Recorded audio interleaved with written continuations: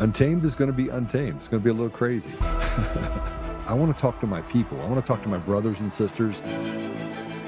We can have grace and humility in how we interact with other people. Oh, hot dog, look at you. And nobody talked about what's really happening. And let's have conversations about what truth is.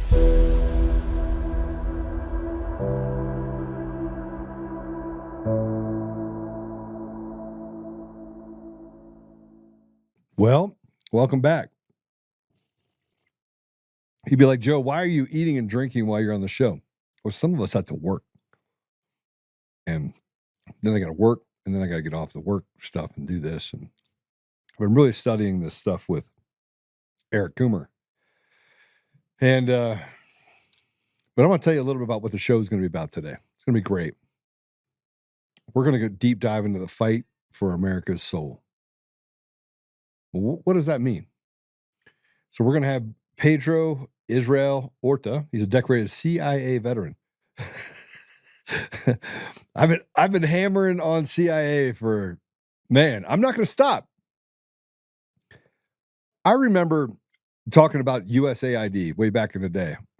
And one of the guys I met in Nairobi, Kenya, we were sitting at the bar. He was a CIA guy. And we started talking. So I started asking questions. Obviously, he doesn't say that he's CIA. But the CIA does recruit sociopaths. I'm not saying that this guy is, because he's a patriot and he's a Christian minister, but they like sociopaths because they can get them to do things that, frankly, the human spirit wouldn't want you to do. And we started asking questions, and I was like, "Yeah, that's not true." And he goes, "What?" Because we were talking about USAID putting food into certain areas and I go, "That's not true. USAID, they basically black market most of the stuff, and it's just a CIA stronghold." And we started talking about other countries that I'd been to and things that I'd seen. And he goes, you see dead bodies. And I'm like, I don't understand. He goes, you see things before anyone else can see them. Like, you can look at something and say, and I was like, yeah, maybe. I found out later he was CIA. And which checks, because he was really, really sharp, young guy. And, was a little surprised at just how open and honest I was about what I saw right in front of me. So we're going to talk about the story of Pedro, and we're going to go into a deep dive on him specifically. So I first want to say that it is Tommy's birthday, and Tommy is on Untamed. He has a great show. He has a very, very, very good show, and he does a lot of work for us. I love that guy. And he got canceled a long time ago. Was doing a really good show, was doing really well on YouTube, and they just took it away from him. And so let's just say happy birthday really quick to Tommy. I'm going to send it to him like, happy birthday, dear Tommy. Happy birthday, dear Tommy. Happy birthday, dear Tommy. That's all you get. You don't get anything more than that. That's it. So let me just tell you what else I've been working on. Eric Coomer. Let me just tell you, I have this article that I was going to launch, and I wrote it from a perspective that was like, if I was on the outside, like if I wasn't who I was and I didn't know what I knew, would Eric Coomer be my guy? Like, could he have the capability of going through this? Now, I proved this before, but loosely, and now I've got access to different things. So before I had access to people, and I could sit down and bounce things off people and say, okay, here's what I see. Here's the model for it. Here's how they stole the election in 2020. But I got further into it, and the further I got into it, I was able to feed it more information and start creating graphs on his decay model that he used, and whether or not that was present, if you flip the formula, if that was present in the elections of today. And then could I build a line from 2005 when he, was laying on the floor dry heaving by his own words, his words, not mine. And he got a cold call that said, hey, we need you to come become the chief engineer, chief architect of a voting system in Colorado, or excuse me, in 17 states and the District of Columbia. And oh, by the way, we're owned by a we're owned by a Venezuelan company. But hey, come on over. So I was able to draw that line and then look at his travel schedules that I could verify based on getting access to information that I've had over the years, and then things that Eric Coomer said specifically. So anyway, the bottom line is that there's a thing called the R squared, right? So the regression value of information when you plug it in. The more information you give it, the more that value should either go up or down. And it's basically a barometer of fact. Like, this is a fact. What has, the R value is 0.999, or if it's 0.998, or if it's and I was talking to a couple of people, one this morning that understands financial models, and if you get over, he said, if you get over a 0.85, that's highly probable.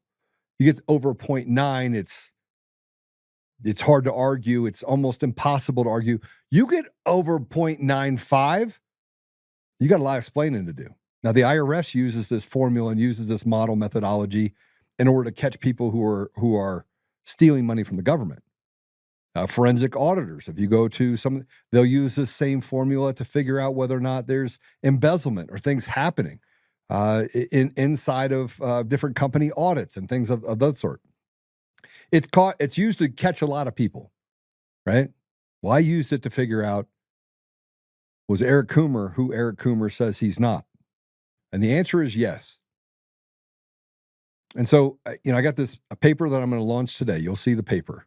I'm going to spend more time with our guest. I'm going to go through who he is right now, because I really want to get the timing of that. But I'm going to just start launching stuff out to you, and I'm not going to stop talking about it. Eric Coomer has sued everybody, and everybody has basically caved, except for Mike. He didn't cave, but the judge did everything to keep the evidence out. And I don't believe that they did a good job of proving that Eric Coomer is actually who Eric Coomer says he's not. Sorry, but if you have bodies that show up, like I said yesterday, you have bodies that show up, and the only guy that flies in and flies out in all 5,000 cases is this one dude. That's your dude. And so they say that you don't have the gun. Well, that's because it's a criminal conspiracy. And when you can't, in a criminal conspiracy, if you don't get access to the files and you do things like overwrite log files and you hide information like the actual ballots, and you make it impossible for the public to get to the bottom of it, all you can rely on is mathematics. You want to know why? Because it proves it. And then when people in positions of power and authority keep you away from it because they got their little pound of silver, then you know that there is a criminal enterprise that is created. And it's not just against Trump. It is a criminal enterprise against the American people, and they have stolen your voice in so many different ways. It's time to quit pretending. And I said before, my lawyer's like, hey, we're going to bring all this up into trial. We'll bring it up into trial. We're going to crush him. And then I was like, you know what? What am I waiting for? You got people falling off saying, yeah, let me just settle. You had Salem do it. I don't have it. You had Clay Clark say, oh, yeah, there's no proof of it. And I'm going, okay. No. You don't get to slander me. And you know what? At the end of the day, I personally hope that the guy is tried for treason and that he sings like a bird. But then when I found out about the people in Venezuela and the whistleblowers, it just is too much to put off. So anyway, that's how I'll start. But I can see our guest is here. So let me actually talk to you about this American patriot. I did a little research before we had him on.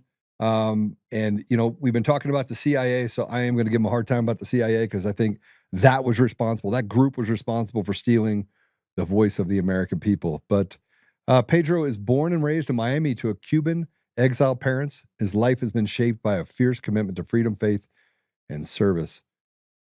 Going to Cuba was the most fun I've ever had, though. It's like going back in time.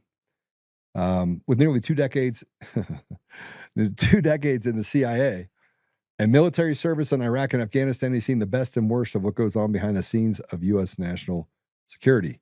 He's a courageous whistleblower. He also paid a heavy price for standing up to corruption. He came long before us, and lived to tell the story in a powerful book, The Broken Whistle.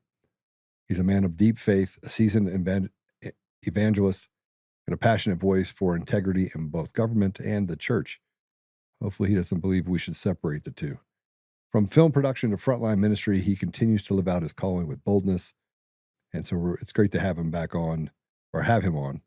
And this is why we fight for why truth still matters. So with that stuff said, Pedro, welcome to the show. Thank you, Joe. Pleasure. Thank you for your kind words.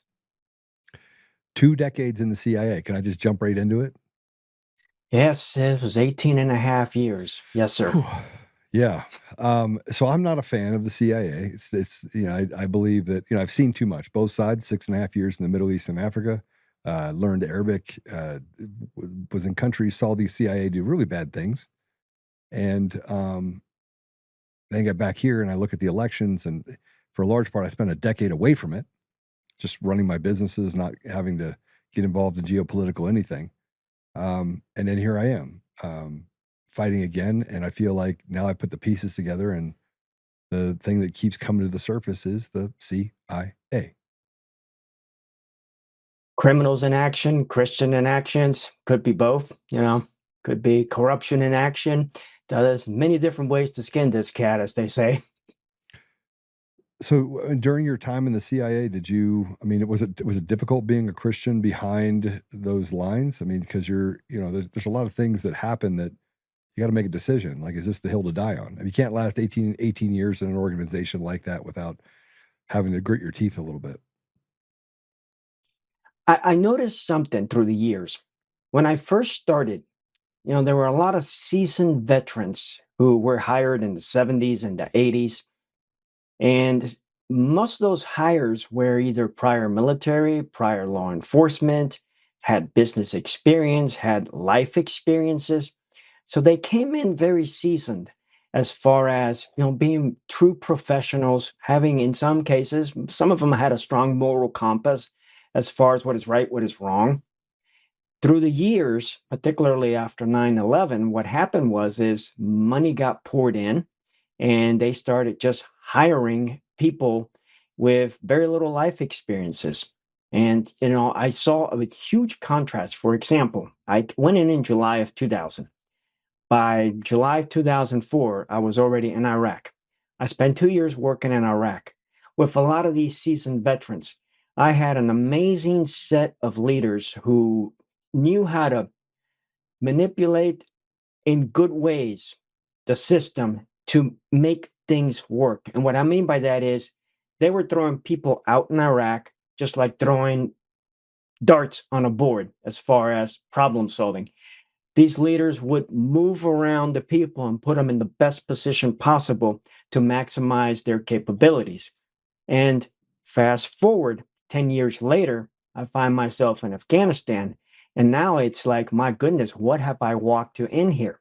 I'm walking into a situation where all these prior seasoned veterans are gone. Now we have new leaders who have very little experience, and it's all about me, about, how can I promote myself? I'm not talking about me, myself, but I'm talking about these leaders. Yeah. They're basically looking out for their careers first instead of U.S. national security. And in this mess, literally, I'm working in a base that was basically just a giant social club. We were not there to fight a war. We were there to basically have the chief of base do her year in a war zone so she can collect the benefits of a better retirement plan. And in this process, create a hostile work environment for our subordinates. I'm a deputy chief of base. I'm not supposed to allow this to happen. I'm supposed to speak up, which I did, and that would eventually get me into trouble. But I mean, more than that, this lady's going out of her way to entertain guests, take people out to yoga classes, have cookouts. We're going out for food and for yoga classes when we're in increased risk of indirect fire attacks. So quite a contrast here. So what happens here is, you're right. If you don't have a moral compass and you don't have a good set of Christian beliefs, right is right, wrong is wrong, you're going to clash with the system.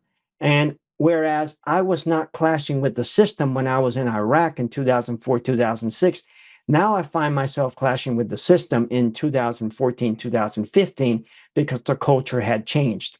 Essentially, DEI was in it not it actually wasn't its in infancy. People think the DEI became big issue under Biden. The reality It is didn't. It it was there for a 20 years. big issue, under Obama.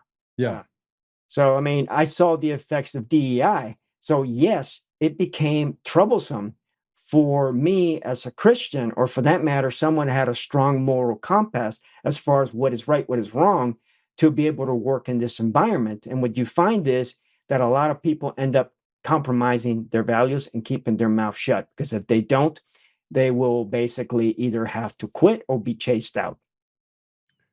Okay, so let's just get right into it. By the way, did they keep your name, or did you have to go by Bob Smith? As far as name, when I worked at the CIA, eventually I was undercover. And that Most presented are. a lot. Yeah, Yes. well, if you start doing operational work, yes, exactly, that is correct. To Were protect you Bob? operational work, you go undercover. Were you Bob or like John Jones? Uh, It's a real thing. I mean, uh, everybody says it's not a real thing. It's a real thing. well, on that note, when I had to, I was looking for the easy way to resolve the problems that they created. We had a molehill and they turned it into a mountain. And in this process, they said, you got to use EEO, you got to use the IG, you got to go through these grievance processes. So they basically decided to make fun of me and give me an alias by the name of James Pars, as making fun of a performance appraisal. Pars is performance appraisal in the CIA. So they were making fun that I had brought up the issue that they were weaponizing the performance appraisal process against me by giving me a poor review that basically killed my career. I'd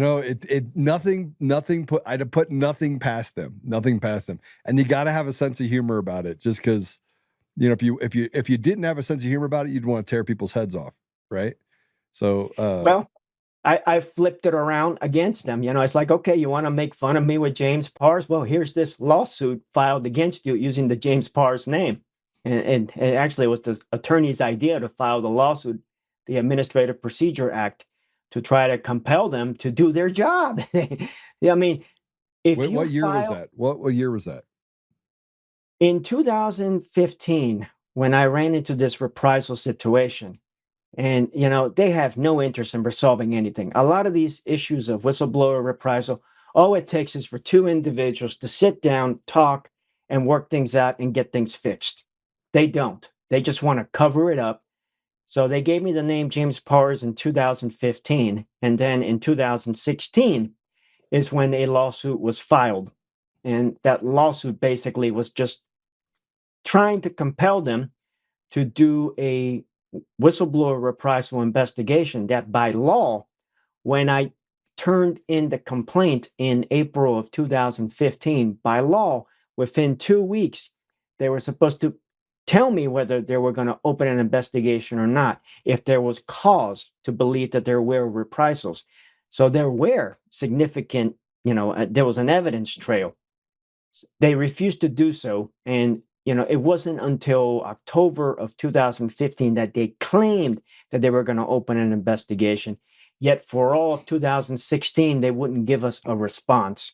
So in December of 2016, a lawsuit was filed. Okay. So December 2016, President Trump's coming into office. Did that make things easier, or did you feel like you were going in a better direction, and that you would get some you would get some relief, or did it get worse from there? Well, good question. And what I found out was that the CIA and Brennan's personnel tried to delay receiving the lawsuit being served. The lawsuit was literally served to Brennan like 3 days before he left, 17 January of 2017. So what happens here is Mike Pompeo, the new director, inherited this problem. And what I found out was that Pompeo was not in charge of the CIA. What I found out was that it was basically still Brennan's personnel working for Pompeo, telling Pompeo what to do. And more specifically, How did you come to that conclusion? well, I mean, that checks, but how did you come to that conclusion? in June of 2017, when I'm still being given a runaround by the CIA Inspector General and others, I finally reached out to Mike Pompeo through his chief operating officer, Brian Bulatow. And, it's like, let's sit down and resolve these issues. Well, instead of doing anything, what they did is they allowed the attorneys and the inspector general to basically draft up a response to my question, and they copied it and pasted it and put it into an email and sent it to me. It was a copy and paste email. You can see it. There's no doubt about it. And on top of that, as soon as I had reached out to them, they sent out an entire workforce note claiming that, reprisals will not be tolerated, harassment will not be tolerated. It's just the same boilerplate language that Brennan's personnel put out. So they put it out again. Essentially, Pompeo and Bulatow punted to the bureaucracy.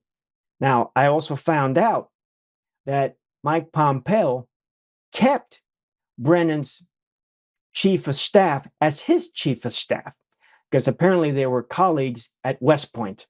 They were in the same, they're classmates, essentially. But more importantly, look who was picked to be Pompeo's number two, Gina Haspel. People don't realize that Gina Haspel was a protege of John Brennan, groomed by John Brennan into leadership positions, and handpicked by John Brennan for leadership positions. There's a press report out there that had her as the chief of station in London during the Steele dossier timeframe. And if you become COS London, you are basically doing so because the director of the CIA picked you for that job, because that is a serious and significant job for the CIA. They just don't pick anybody to go out there without the director having a say for it. So essentially what was going on here is, yes, Mike Pompeo was presidentially appointed by Donald Trump, but his staff was basically Brennan's staff, and the staff was managing upward. And at no time did Pompeo ever step in to try to fix any of these issues. And they would continue to escalate throughout 2017. And I reached out additional times to Brian Bulatow and Mike Pompeo, and they basically washed their hands like Pontius Pilate, not offering to help. They basically allowed the CIA Office of Security to come in and break their anti-harassment policy, threatened to take reprisals, and took more reprisals against me without stepping in to stop the reprisals and stop the harassment.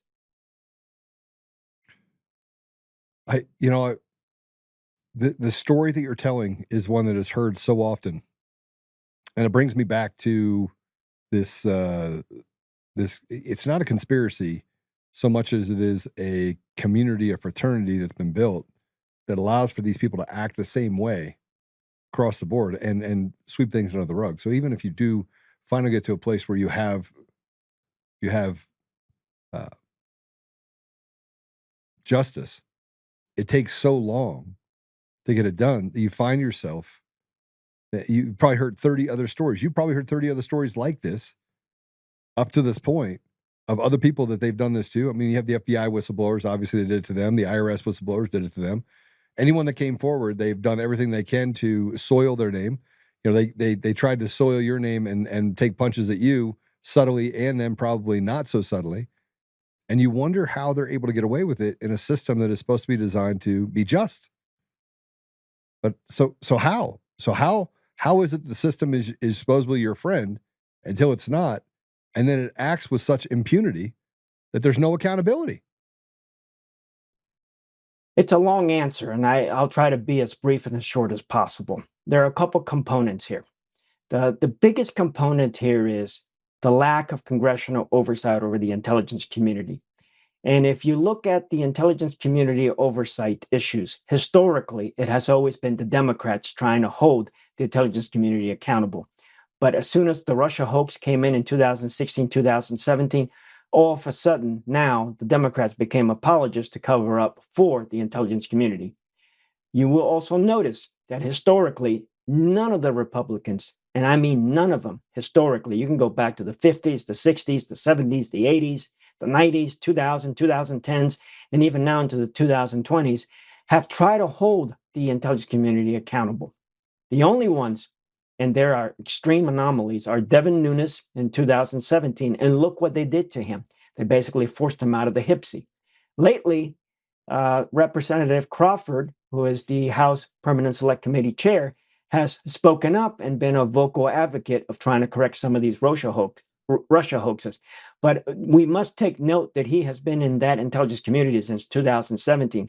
Where has he been since 2017 until now?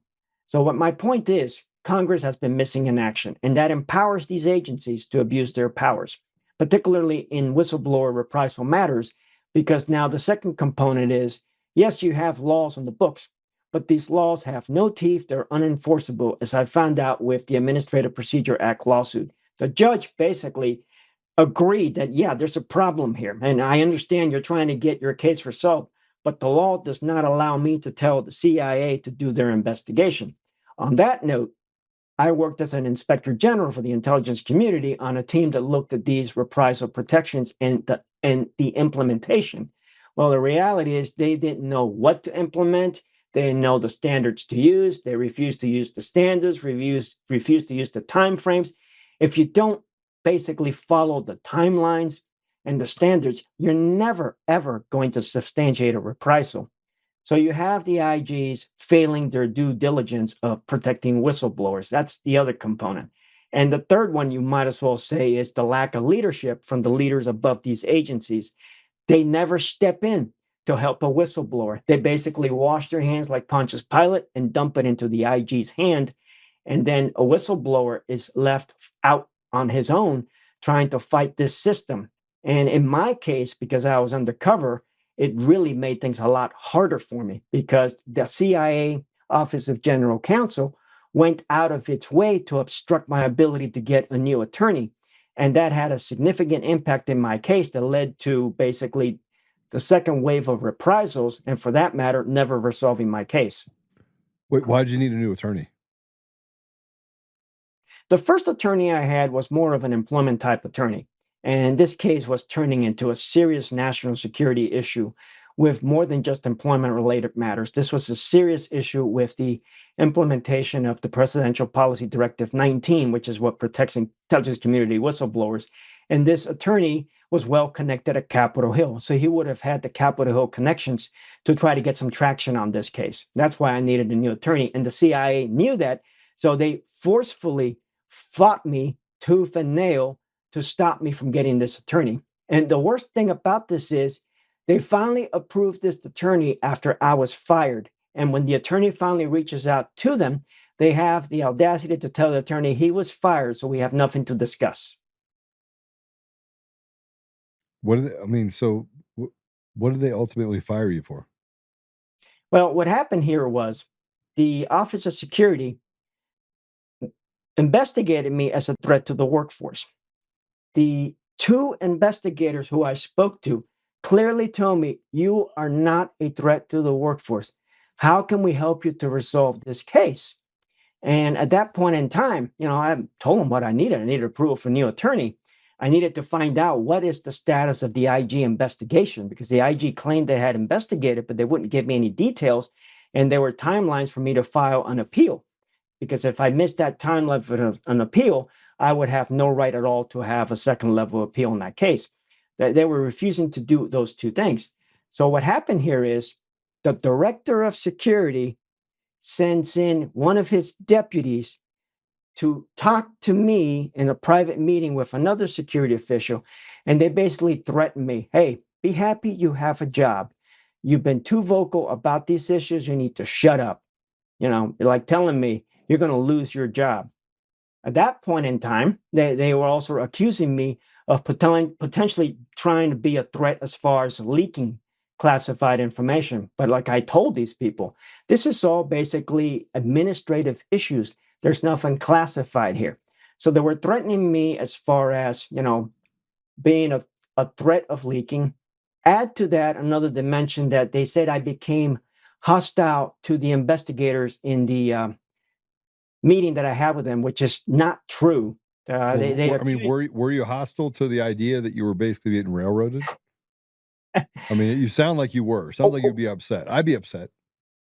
What I did is I gave him two examples of the things that I had to go through. Okay, I told him, look, I had an incident at that base where I'm trying to talk to the chief of base. I'm trying to get her attention. She was so mentally distressed. And as I told her, look, your subordinate, the guy you're treating as a son who is harassing the older officer, was caught stomping on the stairs, being defiant, not allowing this older officer to sleep because he had the night shift. And it's like, I stomped in front of her. Look, this is what he did. She wouldn't get it. So in that explanation, I tapped on the table to tell the. Did we lose him? Did we lose him? They flipped that and said I was being hostile to these investigators. And there's another incident here. And this one is just a complete crackpot. I mean, I told these two investigators, this agency with the equal employment opportunity, the human resources, the IG, with all the bureaucratic bullying and everything they've done, it's like if I would get up, take this chair and slam this chair on you. And then when you're on the ground, I start kicking you. I mean, that's literally, figuratively, what I've been through as a whistleblower in this agency. And, this is all nonsense. So they had the audacity to claim that I had picked up the chair and threatened to hit these two security officials. So they pulled a Flynn on me. Basically, that's what they did. They twisted the notes and wrote something I never said. So that's the tactic of tyrants that these idiots use in these agencies. So I stood up to that nonsense to the director of security. And I said to the director of security in a note back to him, if you're so serious about these issues, you and I need to meet in person and discuss these issues. So instead of the director of security agreeing to a meeting, he sends now what is known as the personnel security director, basically like the mafia enforcer. And this guy threatens me. I will revoke your clearance and I will fire you if you do not sign this letter of warning. And the letter of warning was basically Did you record it? Did you record it? Unfortunately, because I can't bring a phone in, I can't do anything electronically inside these agencies. They got you by the balls. You got no proof of anything unless I would take, the classified information, if it's classified, with me. Of course, they classified the letter of warning, because it's going to protect them. So I couldn't take the letter of warning that proves my point. Wait, hold on a second. So they made your letter of warning a classified document? That's kind of brilliant. Yeah. They overclassified to protect themselves. Yeah. Tactic of tyrants. So you have a book that's out, and in your book you describe how the Intelligence Community Whistleblower Protection Act is weaponized for political purposes against you, not for you. Okay, this gets into another aspect of my case and another dimension of the case. All right, I mean, how many times do we have to talk about it? What amazes me is that we have so many people that come on and yet people still watch the news and they believe anything that the news says. And I'm thinking to myself, oh my gosh. Okay, go ahead. Sorry. In this process, what happened here is I filed a reprisal complaint under Presidential Policy Directive 19. Okay. But now, the lack of action by the IGs and the fact that the IGs were broken, and broken is an understatement because there were other whistleblowers who had reported IG issues to the IG authorities known as SIGI. For that matter, even to Congress. Some of them were able to get to Congress through their lawyers. I was forced to use the Intelligence Community Whistleblower Protection Act to try to get disclosures to Congress. That's known as the ICWPA. Well, I filed some ICWPAs in April, May of 2017. By law, the statute code law, the Inspector General has 2 weeks to review it and has to send it to the Director of National Intelligence. And the Director of National Intelligence has 1 week to make any comments, whether it is or it is not an urgent concern. And within 3 weeks, it's supposed to be sent to Congress by the director. I followed up after 3 weeks, no response. crickets, nada, zip, zero, nada. So I follow up again, nothing. At that point, with the employment attorney I had, we found a creative way because of the lawsuit, try to get some congressional interest. So now through the CIA Office of Congressional Affairs, I began to make some contact to Congress, and some disclosures may have been passed, but the CIA Office of General Counsel, not General Counsel, the CIA Congressional Affairs told me, we don't pass all those documents to Congress. They refuse to pass certain documents to Congress, which that's remarkable. And what happens here is this continues to escalate. I go back to the Inspector General in the fall of 2017, again with disclosures, and nothing, no response. So I'm getting nowhere. Eventually, what happens here is it continues to escalate. When I reach out to the new Inspector General in summer of 2018, the new Inspector General, Michael Atkinson, responds back telling me, refile your Intelligence Community Whistleblower Protection Act disclosures. Now, this is crazy because I was filing them from the inside, so it was all the classified materials. But now I was on the outside trying to file from the outside. So I had to retype everything and try to be as generic as possible. And in this process, I eventually put together some Intelligence Community Whistleblower Protection Act disclosures that I pass them to the ICIG. Well, this time, the ICIG responds to me immediately, and they say, you've been fired. You have no right to file these disclosures. Take a hike. That was in early 2019. Fast forward to September 2019. The same process all of a sudden is now being used to go after Trump with a secondhand hearsay complaint.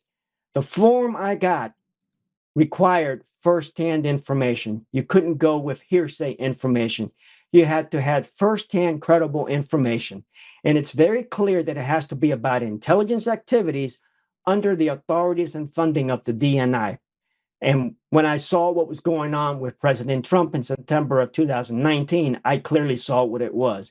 It was the weaponization of this process to target Trump. They had changed the procedures. They had changed it from, firsthand to now allowing hearsay. And at the same time, it wasn't basically about DNI funded activities. So I went public through a Twitter thread, and I worked with Sean Davis from the Federalist and with Stephen McIntyre, who did some research, and he was able to find out that the form was changed.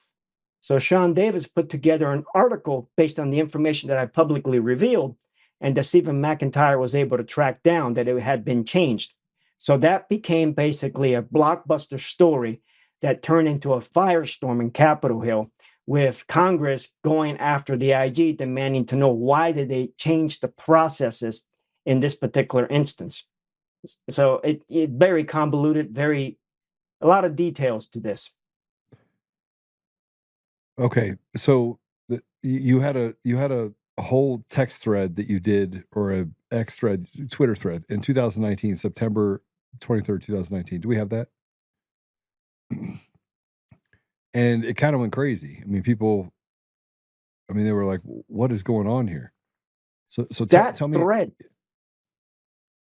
Yeah, that thread went viral. I mean, after 2021, what happened? More than 2/3 of all the likes and the repost disappeared. But that thread just went viral. I had reporters reaching out to me. It was constantly on the news, and it created basically an open door for President Trump to challenge the IG in how they weaponized this process to go against him. And consequently, it was used as part of his defense because it had no validity. I mean, this was not an intelligence community disclosure.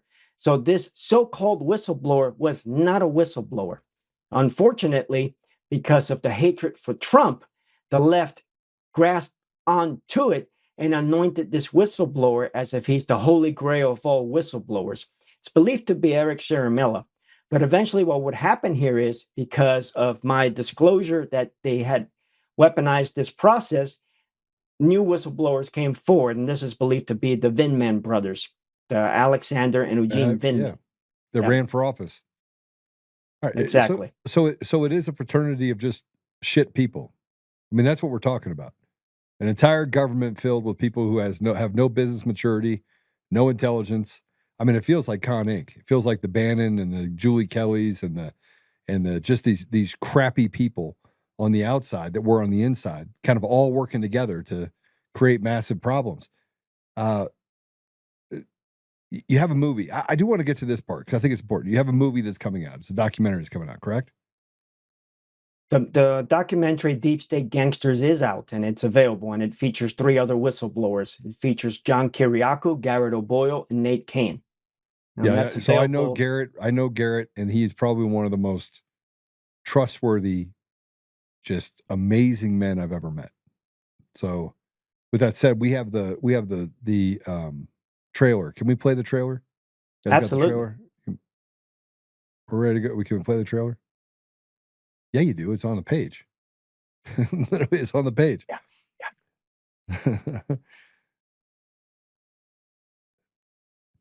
Oh, you guys are killing me. Can we have? Okay, here's what we're gonna do. We're what's that? Say that again.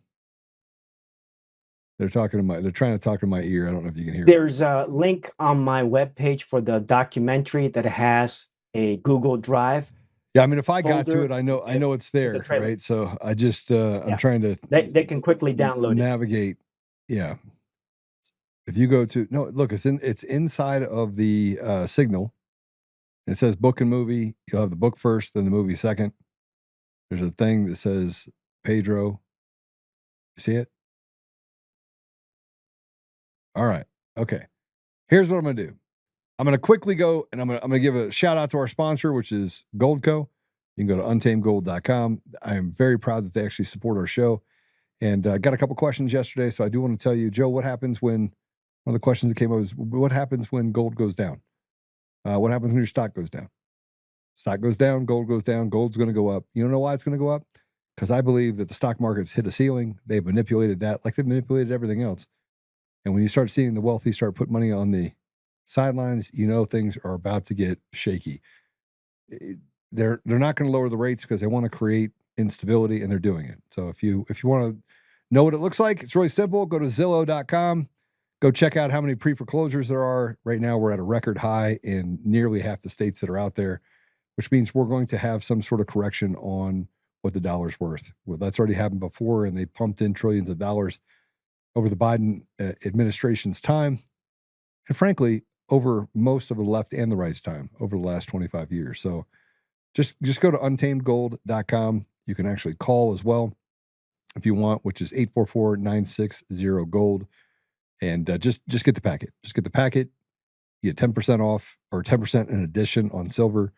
But, gold goes up, silver goes up, gold goes down, silver goes down.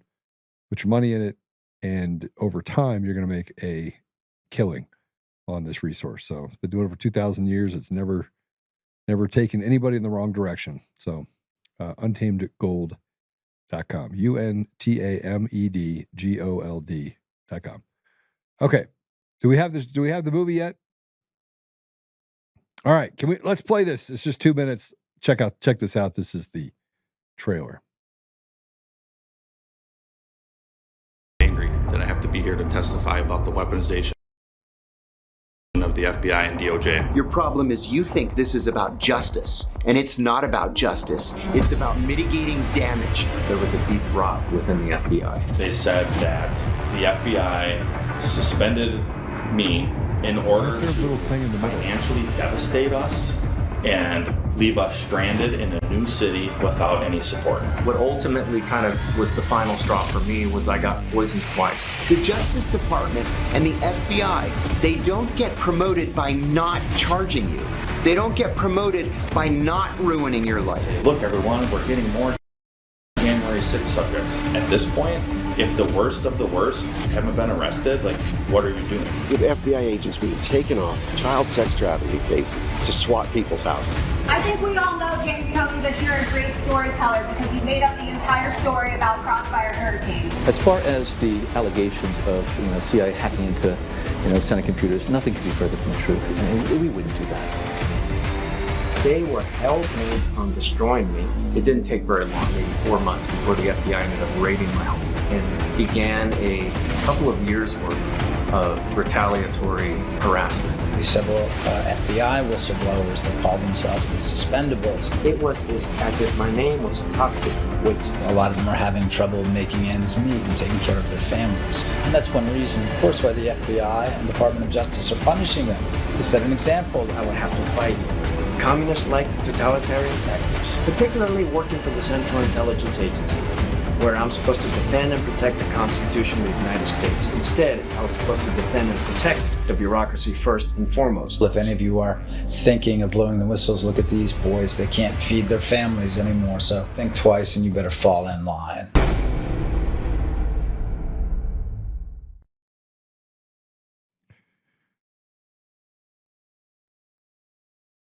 How many whistleblowers, Pedro? How many whistleblowers does it take to get justice? In the history of national security whistleblowing, I only know of one whistleblower, actually two, who got justice.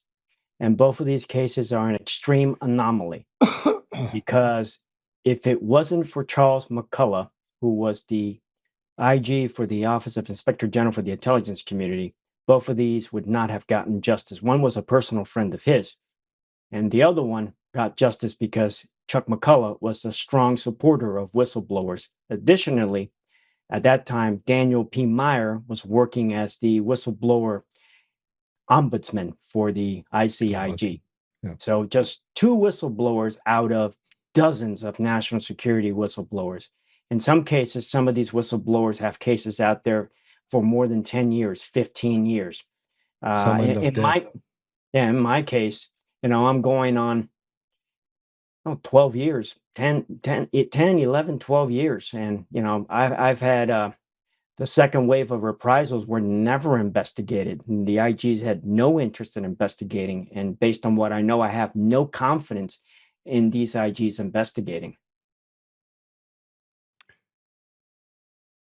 Where do you see the government going? Do you see it, the degradation in the government, up till 2019, you see the degradation happening inside of government?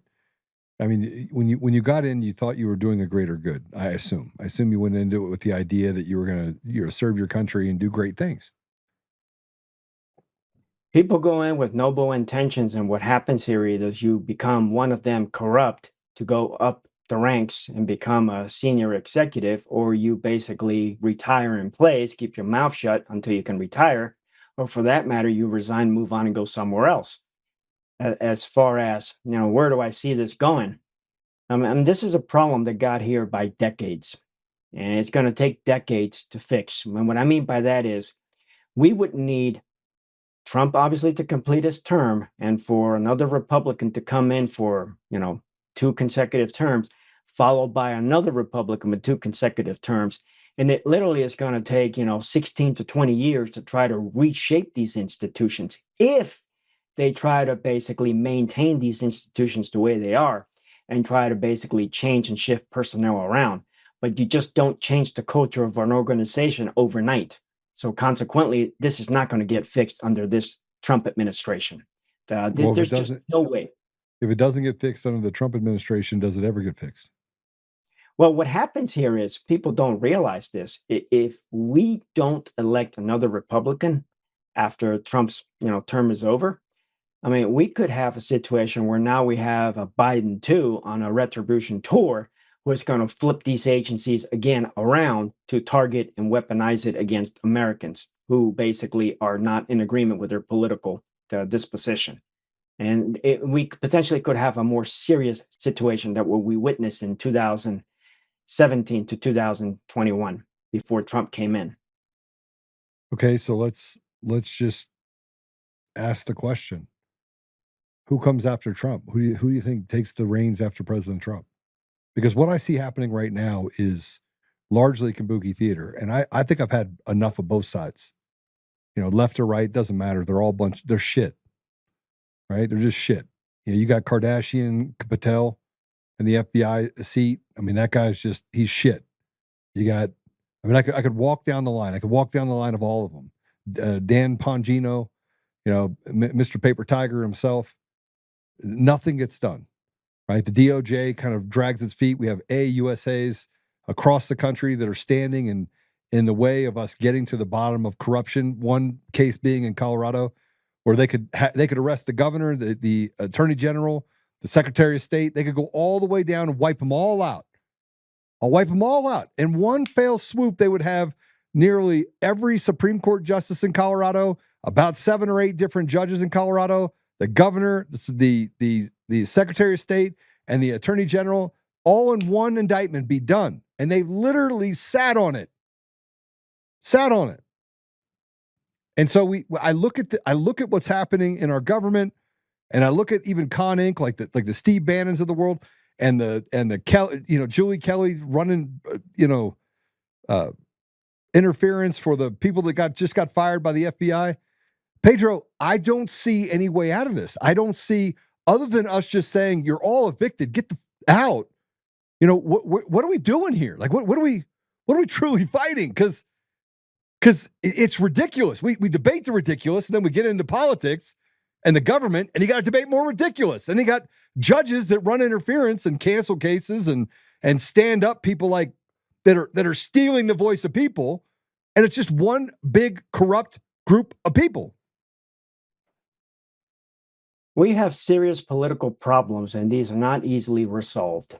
There's several components. Congress, I'll go back to them. I mean, look at what Jim Jordan did with the Weaponization Committee, issued the 17,000-page report, and it did nothing. It's just a nice big stack of paper, I mean, I guess you could have a nice paper party, I guess.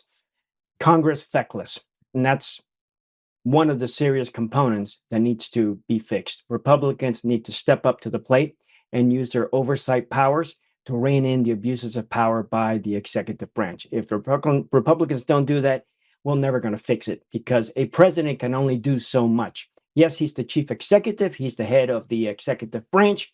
But the reality is, if you look at our Constitution, the power resides in Congress. That's one component. Another component that we have is the political appointees. A lot of these political appointees are basically posturing and promoting themselves for additional jobs post-Trump administration. I mean, I don't want to throw anybody under the bus. They're like running for office. They're running for office. I've got 2 there that I can name that are just absolutely just not.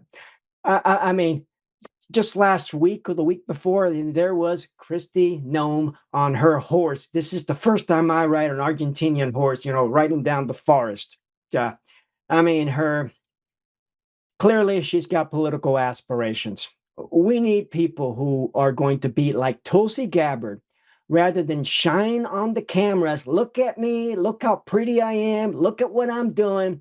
Just stay quiet, do your job, and over-deliver and do what you need to do. It's amazing what Tulsi Gabbard has done to get some of these documents out that the CIA has tried to hold back for decades. And recently, even with the Russia hoax, they were still trying to hold back.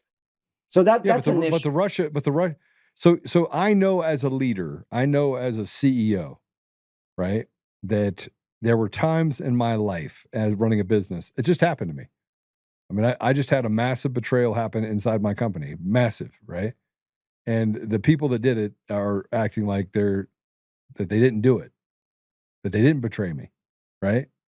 And my patience is like 0 for betrayal, okay? But they come in, they tell you everything. Oh, I'm here for you. We do. Oh, yeah, we did. Right? While over here building and doing things to serve themselves. And then act like I'm stupid, like I can't see it. I don't know what's going on, right? And so in the government, you have that happening too. You have people, oh, yeah, how you doing? And so President Trump is surrounded by people that are like, oh, yeah. Oh, yes, let's do this. Oh, so, yes, Mr. President, right? And you got guys like myself, Kyle Seraphin, Steve Friend, Garrett O'Boyles, as you know, Garrett, yourself, others that that are like, listen, just get to the bottom of it, peel the Band-Aid off, get rid of them, and get real people in here, right? And you have to do it. My issue is that the risk of doing that, the reason why they don't do that, which is why President Trump, the devil he knew is better than the devil he doesn't know, right? So you have a lot of people that are in there that are jockeying for the next horse. But our country is defunct. And the people in it on both sides are trash. And you have people that have built an entire alternate media that then slanders people with impunity so that they are the only ones that can get to the next level are the people that they choose. So it's organized crime on top of organized crime. And President Trump sits there like Caesar. I'm just trying to figure out who's going to be the Brutus. Who's going to be the one to stab Trump? And it's going to happen. It's going to happen. We need to be treating our current situation in this country like if we are in 1861 in the Civil War, because we literally are in the survival of the republic. The Democrats are very disciplined. They are, relentless. They tell you what they're also a little retarded. So, but they tell you what they're going to do. They unite and they go do it. Yeah. On the right, it's all about what I call political theater, grandstanding, and showboating. It's look at me, look how pretty I am, look how pretty I talk. I got a fiery speech. I'm calling things what they are. But when it's time to put some meat on the bones or put the tires on the road to get things done, they're nowhere to be seen. And that's a problem also within the influencers class. What I have found the hard way is a lot of these people who are connected to Trump on the influence realm are in it for basically viral clicks and monetizing their content. They pick and choose who they help, and they don't unite. For example, the whistleblowers, we CIA whistleblowers have had no help whatsoever at all from anyone in the mega camp, except for a few individuals like yourself, a few others out there. But, we've been basically left to fend for ourselves. And if you want to go back and look at the real problems of weaponization of government power, the film tells you one of the original cases that was a victim of Obama and Brennan is John Kiriakou. John Kiriakou, the Bush Department of Justice investigated him and declined to prosecute, saying he broke no law. There's nothing to indict. There's nothing to prosecute. In comes Brennan. Brennan hated Kiriakou. So Brennan told the Department of Justice and Eric Holder, I want you to open the investigation. And when they found nothing, Holder actually had the audacity to tell Brennan, we found nothing. We can't prosecute this guy. Brennan said, I don't care. Charge him with something. So they literally cooked up false charges against John Kiriakou, forced him to mount this very expensive, case that cost him over $1 million that he's still paying. And, ultimately he pled guilty to a minor crime. And it was a way to just get done with this thing because it was going to just drain him and potentially worse than bankrupt him, potentially get him into millions of dollars of debt. So that's how they do this, but Kiriakou is not Trump, who's got billions of dollars to mount a defense. So, Kiriakou is left, as a convicted criminal, and yet he can't find no support from anyone to ask for a pardon for him with Trump. It doesn't make any sense. And there's tons of people, even in the public, that are abused by all of this, that you'll never hear their name. They just go through the system and be abused. So the system is somebody told me a couple of days ago or a week ago, whenever, they said, Joe, this is the best system in the world. And I'm like, get the fuck out of here. This is not the best system in the world. This is the biggest facade you've ever seen. This is the biggest con job show. At least you know what you get when you're in Russia. You know where the bullet's going to come for you because they're going to tell you it's coming for you, right? In this country, you don't get it. They get to use the system in order to punish people with impunity. It's the most corrupt, evil, completely backwards system you're going to find, rotted to the core. Taking what is not theirs from people that they have no business taking from. That's my opinion. All right. So you got a book, you got a movie, the movie's out. Where can they buy the movie? Where can they see the movie? Is it just on your website? The movie, my website, pedroisraelorta.com, has a link for the movie. And within that link for the movie, there are links to 2 places where you can stream the movie. You can stream the movie on Salem Now or Prime Video through Amazon. So those All right. 2 are the place. Now, the book also has a short movie, The Broken Whistle, only available in Salem Now. The link is on the book site. And the book, the best place to get it is really going to be Amazon. Amazon has been superb for self-published authors, but you can also get it if you want to through Barnes & Noble, Books A Million. The book is available in hardback, paperback, ebook, and audiobook. All right. Pedro, I'll give you a final word. How people can follow, how can they follow you? Look at my X account at Pedro Israel Orta. That's one place. And most of my other social medias as well, TikTok, Instagram, Facebook, YouTube. I have a channel called Voice of Righteousness Broadcast. And my website, pedroisraelorta.com. All right. Pedro, thanks for coming on. God bless you. I'm not surprised that the CIA screwed you. They screw everybody, but I do have hope that sooner or later it'll come back, and God will get his vengeance. We just got to leave it to him. Amen. Right, Justice will come. God bless you. All right. Every day we hear a different story, but it's all the same story typically. It's all the government in one way, shape, or form doing some really bad things to other people around us. We act as if, I'm going to do some revelations right now, so you might want to hit the share button. You're not going to like what I have to say. It's going to, it's going to shock you a little bit.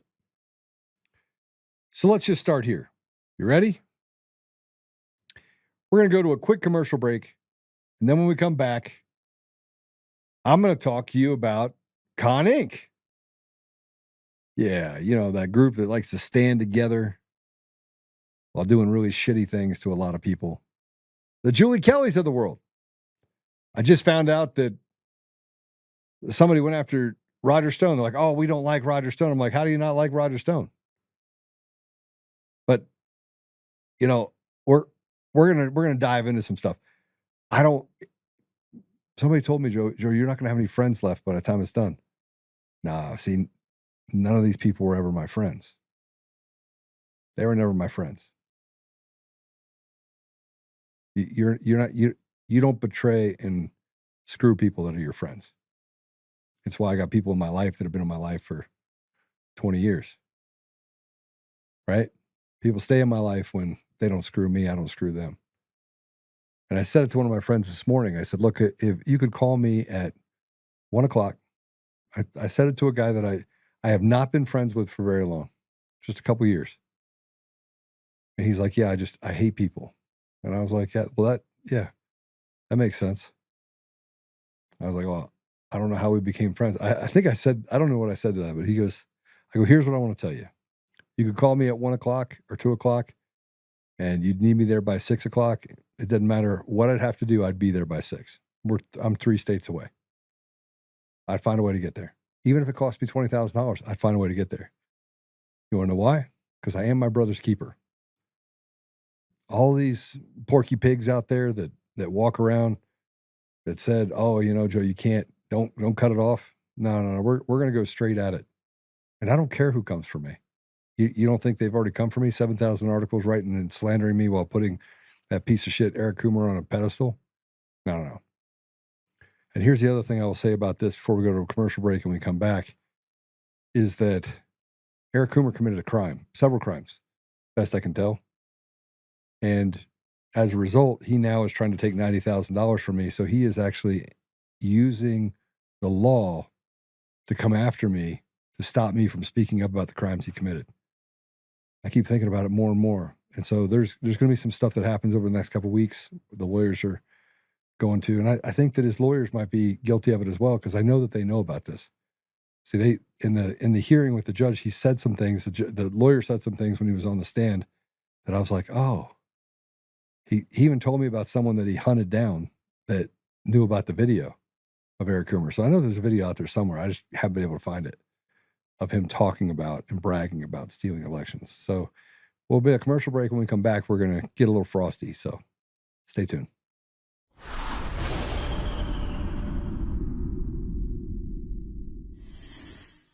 Gabe!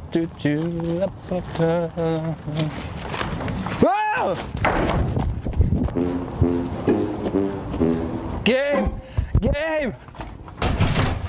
Dude, Gabe, something's in the dumpster. Whoa, what is that for? Something's in the dumpster, man. Well, let's use the burner. We don't want to wake the neighbors.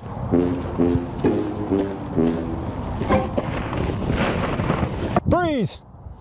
Stop resisting! Stop resisting!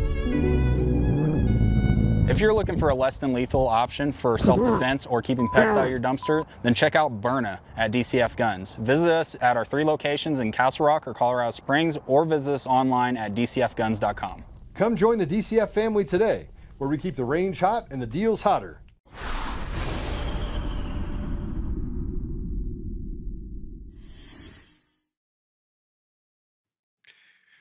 All right. So yesterday I reached out to Roger Stone. I saw an article that came out. I saw a couple things. So let's just handle that before we get into the, we're going to call it Untamed Nation for a reason, right? So we speak truth, right? Are we going to speak truth or we're not going to speak truth? You're going to get me pre-2020.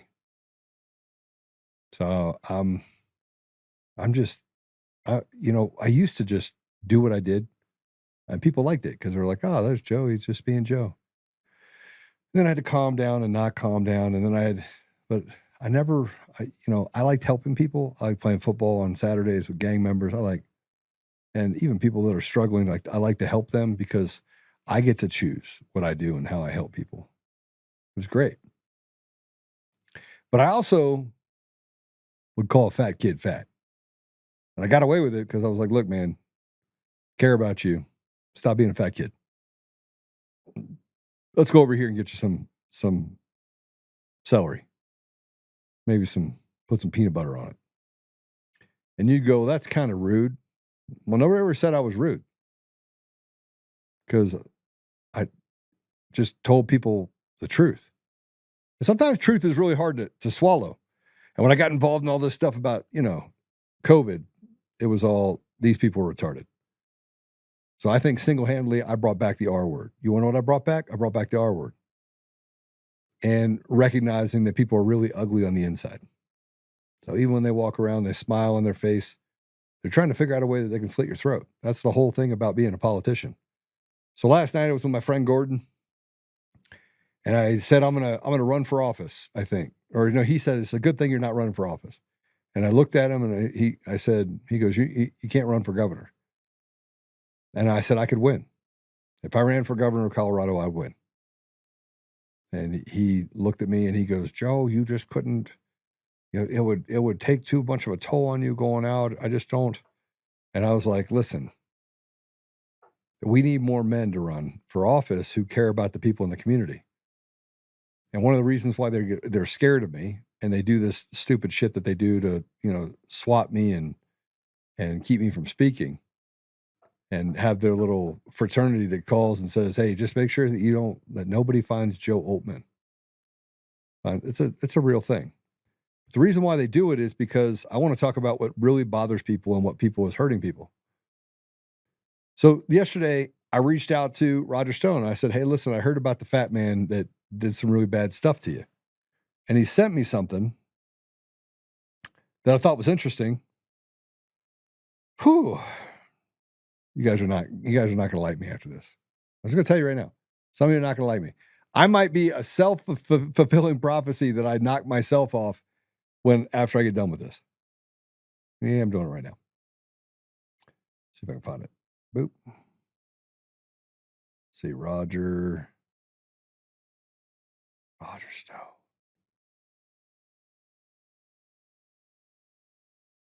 Roger Stone. Oh, come on. Seriously? It can't be like this. So it was yesterday. When was it yesterday? Yesterday after that, though. I did it last night. Oh, yeah. All right. I promise you're going to get super mad at me. If you were not mad at me before, you're going to be like, Joe! And here's the bad part about this. Copy this. Nobody else wants to run it. I'm going to get them on. I'm going to get them on, and I'm going to have Roger come on too. This is back in 2020. Now, I saw all the stuff with Epstein and Steve Bannon. I saw it. So then there's this is, and let me just tell you something really quick that had to happen with this. Go back down a second. So I told you before, I don't care. Somebody said, Joe, you're not going to have any friends left. And I was like, I'd rather eat glass than be friends with some of these people. These aren't real people. These are grifting shitbags. The Julie Kellys of the world, the Dem donors of the world, and then you got Steve Bannon, flip-flops on Roger Stone. Roger Stone literally indicted, came into his home, tore everything up. His wife has cancer. Yeah, like I found people in this movement that I actually respect. People are like, you can't trust this person, you can't trust that person. I'm like, get the hell out of here. What do you mean I can't trust them? The only person I haven't been able to trust is the people that say I should trust them. Those are the people that frankly, they ran op after op after op. But let me just tell you about this particular story. And I already see the comments. Maybe you might want to put the comments up just so I can start there. Steve Bannon flip-flops. Okay, just run past it. I can't read it if you go past it. Oh. Never mind. I'll pick it up. Steve Bannon flip-flopped on Roger Stone WikiLeaks connection under oath. Now, this was in May of 2020. Right? It was May of 2020. This is back in 2020.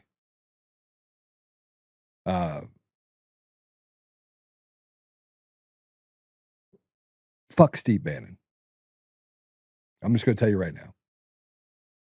Like the amount of pissed off that I am about other stuff. And somebody said, Joe, are you going to go bananas now? And I was like, yeah, I think I might. I've kept quiet about just how much grift and crap has gone on. And everybody says, oh, he's the Holy Grail. Okay. If that's the Holy Grail, then man, we don't have a second coming then. Just so you know, it's not going to happen. If that man right there, the one that hung out with Epstein and coached him on how to be a nice guy, if that guy right there is your idea, the one that it's not even my story to tell. It's not even my story to tell. Who was, talks about being tough. He's not tough. He's not tough.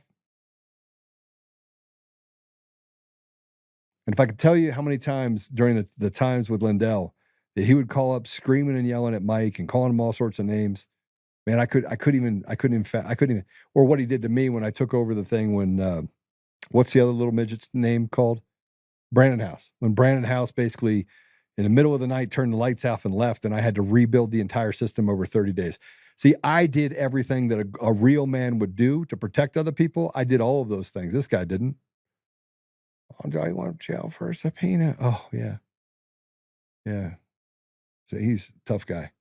I know I'm going to get calls after this.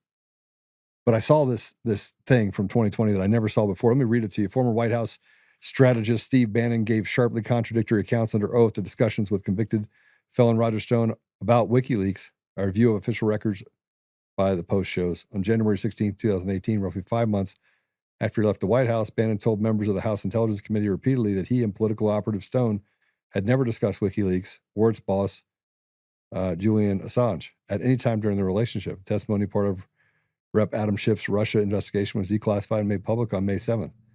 Bannon, 66, the former chairman of Breitbart News, the CEO of Donald Trump's 2016 presidential campaign, said exactly the opposite on May 8th, 2019. Oh my gosh, my text messages are messing up right now. My phone just went crazy. Oh, shit. On the question from the Department of Justice prosecutor Michael Mirando, Bannon bluntly said that Stone had in fact discussed Assange and WikiLeaks with him before Bannon took over Trump's campaign in August 2016, according to a transcript of Bannon's trial testimony. It does appear to be a glaring and irreconcilable conflict in what Bannon stated in testimony before Congress and the court. What is striking is that it was not a peripheral point, but one of the main reasons of inquiry. He had two diametrically opposite sworn statements of a high-profile controversy with dozens of attorneys in attendance. So the transcript indicates Stone's lawyers are aware of the inconsistencies between Bannon's statements in the stand and his testimony in the House Intelligence Committee that declined to press him on the conflicting testimony. I expressly directed my lawyers to raise a stunning contradiction, and to this day, it's a mystery of why they didn't, Stone said, told the Post on Friday, adding that even considered dumping his counsel and representing himself. Stone attorney Robert Bushell has questioned Bannon on the stand, declined to comment. Stone was sentenced to 40 months in prison. You want to know what commitment looks like? It's 40 months in prison. Right? It's not going there for contempt of court and spending time in jail. That's not. But I digress. The longtime Trump confidant and famed dirty trickster was convicted of 7 counts, including witness tampering and making false statements to Congress. Stone is currently free on appeal. Savage Bannon over the flip-flop. I am deeply disappointed in Mr. Bannon's now documented betrayal. I believe the prosecutors suborned perjury, by Steve Bannon. I have no idea what deal he may have made for immunity on non-prosecution. He reiterated the long-standing position that he had no memory of even discussing anything regarding WikiLeaks or Assange with an old colleague. Bannon has offered extensive testimony to the House Intelligence Committee and spoke multiple times with Mueller in connection to the Russian probe. Despite his inconsistencies, he has never charged with a crime. Comparison to the Flynn prosecution is striking. The investigators did not believe that former National Security Advisor Michael Flynn intentionally lied to their FBI interview. However, he was charged with false statements. William Burke, an attorney for Steve Bannon, told Post that his client may have misunderstood Schiff's questions. Steve was asked a series of disjointed, compound, and confusing questions over the course of days in statements and testimony. He was not even provided the emails in question to refresh his memory. In contrast, prosecutors asked proper questions using the relevant emails, which is how an investigation is supposed to be done. The difference lies not in his testimony, but in what you get in poor questions versus proper questions. As anyone reading the full transcript knows, Steve's testimony procured by subpoena was accurate and consistent. I do hope that over the time that I was with Mike Lindell, I was able to keep copious notes and some stuff, let's just say. So I do hope that Bannon does want to go to war with me over this stuff. I do. Because I would love to just start pouring all of it out of years of that shitbag doing exactly what he did here. And I just want to remind you that, they were going to build a wall, and that a guy that was completely blown up, and he went to prison. And you know who didn't go to prison? Bannon.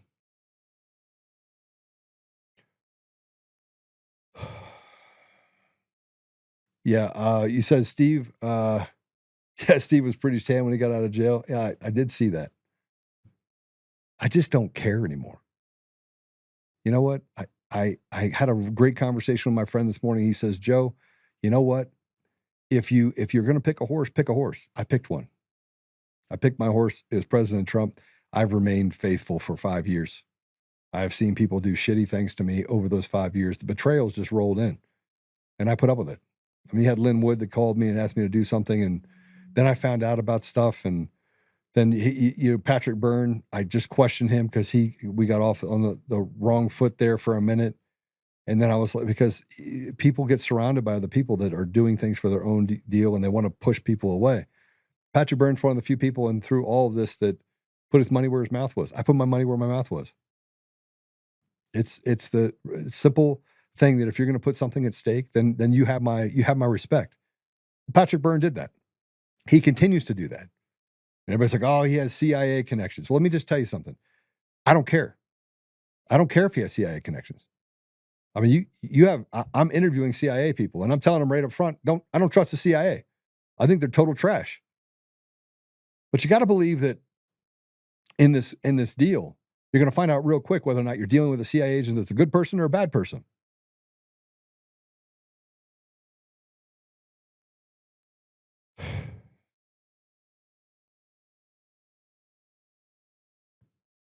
Not going to make friends with this one. But I wasn't trying to. The difference between me and most people is I don't give a shit about creating friendships. I want to show a loyalty to my nation. I want to show a loyalty to the fact that I got to a place where I've done fairly well. And then they just want to take it all away from me. And they want to do so with criminal acts. And then I got to just be quiet about Con Inc. I got to be quiet about certain people getting on a stage. And you're like, Joe, you just shoot at everybody. No, I don't actually. Haven't shot at Candace Taylor. Haven't shot at Tucker Carlson. Now, we just rely on other people to do that, call them anti-Semites and everything else, and then people just get right on that bandwagon, go right after them. Oh, Joe, these people are, they're anti-Semitic. No, they're not. They're pointing out the obvious. Captain Obvious could have pointed out the obvious. Oh, my gosh, but, Tucker Carlson hung out with this person. Yeah, so I've hung out with some pretty unsavory people. I've sat in a room where I was with 7 or 8 gangbangers. Every one of them had at least one kill on their deal. Promise you. And you say, oh, you hung out with criminals. No, I went there to bring them something, that they could do something different. They didn't have to live that life. But what we have now, Julie Kelly, the Democrat donor, and then she doesn't have to explain it away, and everyone says, oh, she's a good person because she stood up for J6ers. When does it stop? When does it stop? When does this fraternity, this elitist fraternity, get thrown out the window when we start looking at things for what they are? And we want to say the free, this is freedom. I want to point out that Parler was a free platform. And before Parler, it was Gab. And you know what they did to Gab? Somebody went on there and they were making some serious progress. They were the anti-tech. And all of a sudden, they got pushed off of all the app platforms. You get off. And we said it's okay. And then Parler, they had like 10 million people that signed up on Parler in like a 3-day period of time. People were saying, we're going to abandon Facebook, get away from all these platforms, and we got a place. And you know what AWS did? We're like, yeah, see ya. Hey, we're going to kick you off. And then little companies inside of Silicon Valley did it, and they went to court, and the judge says you got no standing. They're a private company and do whatever they want. But they did it based on political bend, and it literally ruined a company that had an amazing trajectory. And it was a great platform. And we don't do anything about it. We just had a whistleblower that was on here talking from the CIA. And he's like, yeah, I went in a whistleblower, and then they just moved everything around, and they maneuvered the things, and then they kicked me out, and then they fired me and said, you have no standing, get out. Everything that we are actually up against right now, everything we're up against right now is because of paper tigers. Every single one of them. You name it, and it's a paper tiger problem. It's someone that stood up and said, yeah, we're going to badmouth this person, badmouth this person. He's like, well, Joe, you're badmouthing Bannon. No, I'm not. That's not what I'm doing at all. What I'm saying is you're a bad guy. You've proven yourself to be that. I talk about Mike Lindell with endearment, minus the fact that he has some ethical challenges, but he does things for the right reason. He's just a little crazy, but I like that crazy. I could associate with that crazy, but the people around him, Sharona Bishop, what they did to Tina Peters, and then everybody walks around saying, Joe, you're the reason why Tina Peters is in jail. I was like, I didn't even know her. I didn't know her. But it's everyone out there that tells me who I have to get in bed with. And then when I tell the story about certain people, including Bannon, I get a phone call that says, Joe, I told you that was not your story to tell. And I'm thinking to myself, oh shit, because truth doesn't matter. Truth doesn't matter. And I get this thing saying, Joe, you're not going to have any friends left. They were never my friends. They were never my friends. See, my friends wouldn't sacrifice me at the foot of an altar and stand on the side of the devil. Well, how would they be my friends? I'm just tired. And now I'm back to the place where I just don't care. You want to have a conversation with me? You want to go head to head with me? You want to talk about things and try to stand up for Coomer or these other clowns? Go ahead, stand up for him. I'm going to destroy him. Just make no mistake. My only mission is to prove exactly who and what he is. I get on phone calls every day, all day. I spent 5 hours yesterday, 8 hours the day before, 24 hours over the weekend. You want to poke the bear? You poked him. I'm gonna uncover Charlie Kane. I'm gonna know everything about him. I'm gonna know everything about Brad, that little deviant. I'm gonna know everything about all of them. And then I'm just gonna publish it. And they're like, I'm coming after you. Well, you already did. You already took more that wasn't yours. And now I get to talk. Now it's my turn to talk. Nobody cares about that. Like they said, well, she did good. It's like, here's what it's like. Okay. And here's what Con Inc. has become. Like, I will talk about what President Trump does that I don't like. He's still the CEO. And I still say, as the CEO, he gets to tell me what is going to be important, what his priorities are. He's a CEO. Cash, Kardashian Patel, I don't have to have any sort of allegiance towards him. Why? Because he's fair weather. And by the way, he betrayed other people that he stepped on in order to get into his position and then turned his back on him. I don't do betrayal. Really simple. So I can draw you a line all the way down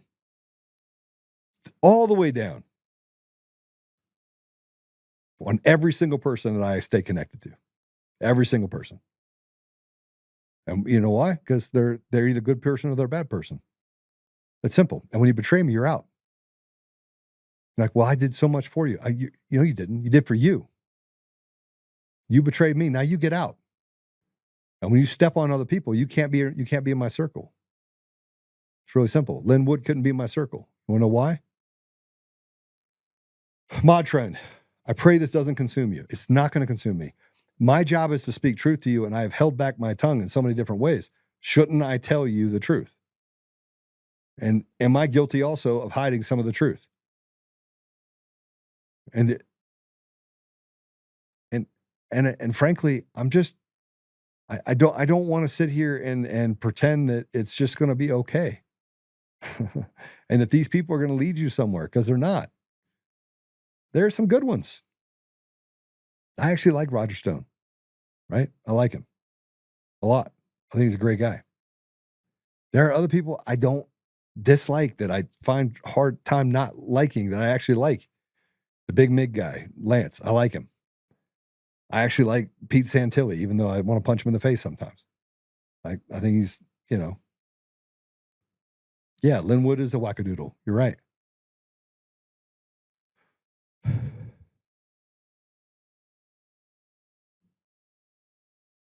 How dare you go against the stutterer in chief, Ben? Only you, Jeff. Only you. Yeah. I will have anybody on the show. And yet, if I didn't have a show, it'd be okay.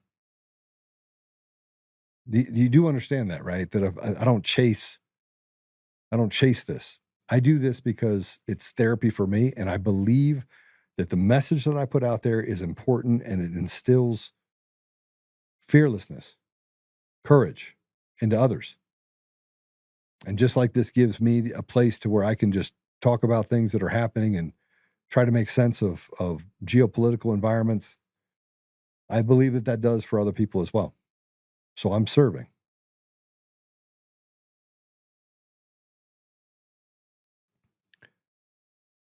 I do not like Pete Santilli. He comes across fake. Sometimes. I don't know. Love the Big Mig. Susan, it's good to see you. Scantilli. Oh, you guys are killing me. You see what I mean? Can't have nice things. Everybody has their little camp. But let me get back to what the equivalent of it is. Look, I've made mistakes in my life. You've made mistakes in your life, right? I mean, you've done some stuff, bad stuff. And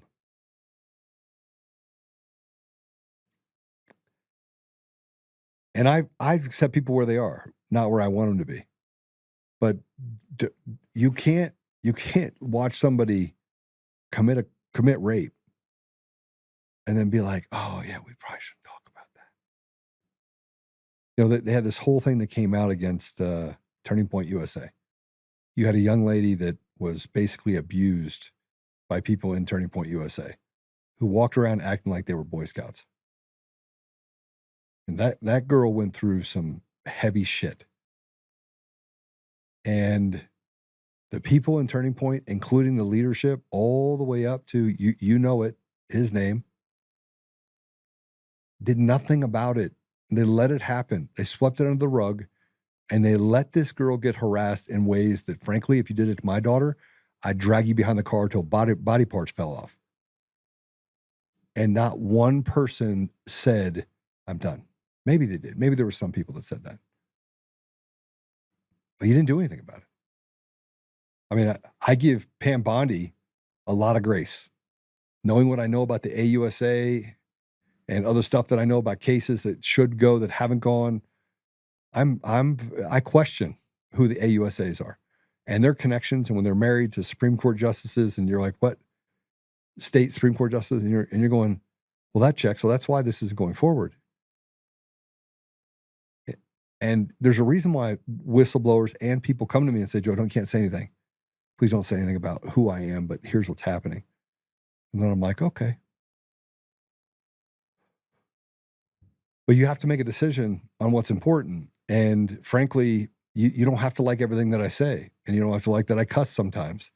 And you don't have to like the fact that I don't like certain people that you like. And you like them. God bless you. Go ahead, like them. 5 years. 5 years, I've been the same. I have been identical throughout this entire deal. Go back and watch me in 2019, 2020, when I was Joe Otto. Go watch that. Then come back and talk to me and say, are you any different? Because I'm not. But I want to break down certain things, and I want to dig in. I think it's good that we dig in. So let's dig in before I dig in. I ran an entire analysis of Eric Coomer's dissertation. An entire analysis. Fully. It was a full analysis.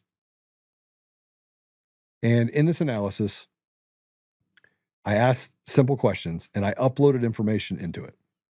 So we're going to launch this. There's really no platform to put this out for, so I got to try to figure out, how do I combine this in a place where I can give you a whiteboard so you can prove it?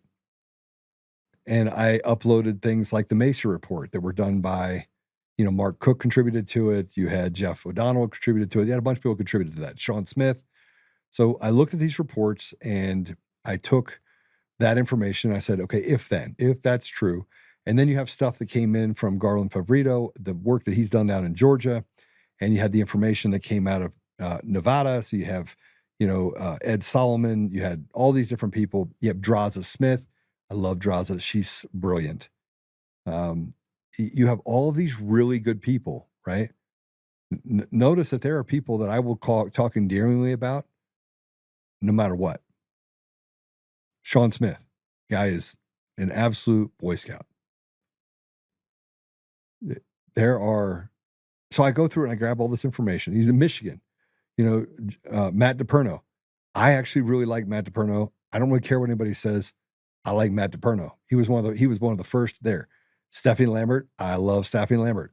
I love Patrick Byrne. Patrick Byrne and I have had a there for a minute, right? I mean, Mike Flynn. I don't have any idea about Mike Flynn. I can tell you this.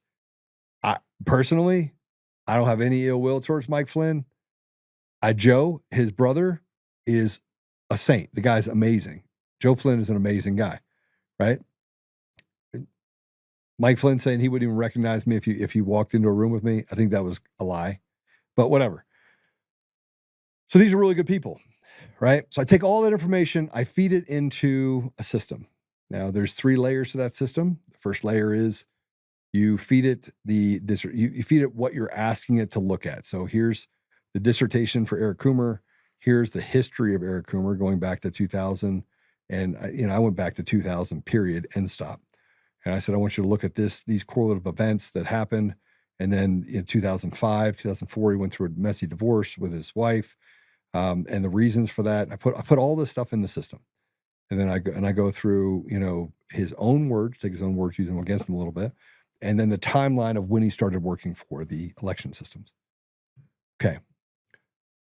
Then you feed in the data to the 2020 and 2022 election, including what happened with Carrie Lake.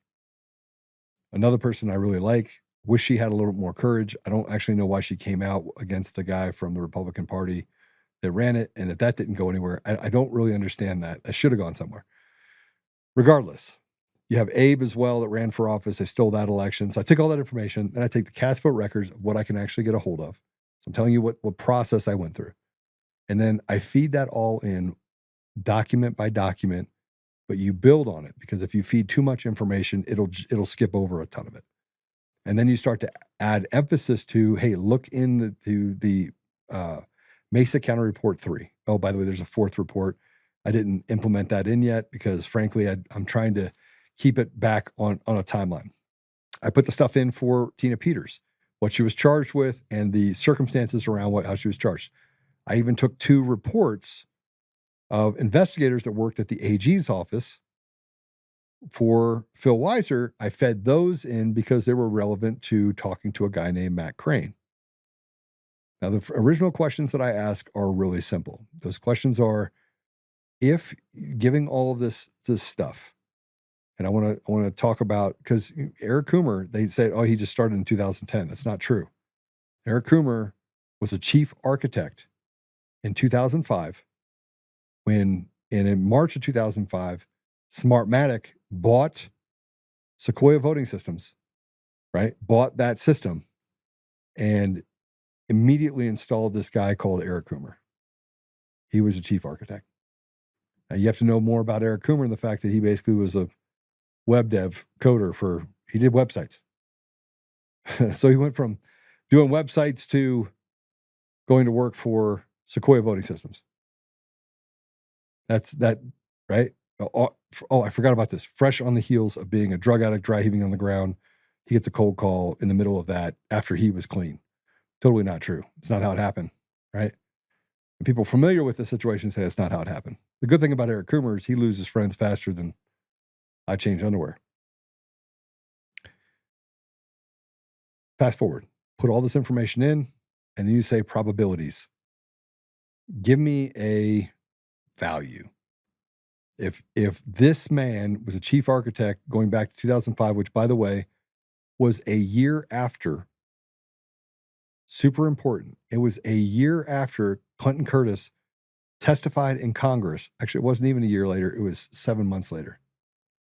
Testified that he was asked to build a system in Florida by a Florida congressman that would not be detectable in an election. You could basically steal elections, change votes, and no one would know. Clinton Curtis did that in 2004, October of 2004. Now, if you want to go back and look at some of the other election systems and his connections to the company that was in Florida that he worked with, guess where Smartmatic actually operated? Florida.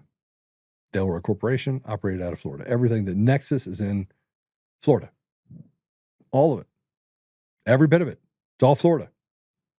Venezuelans, Florida.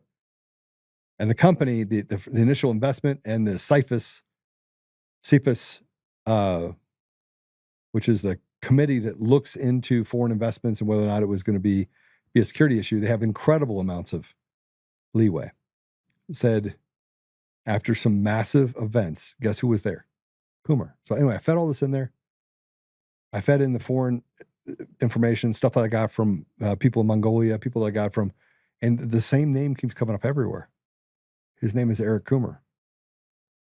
Eric Coomer comes up everywhere.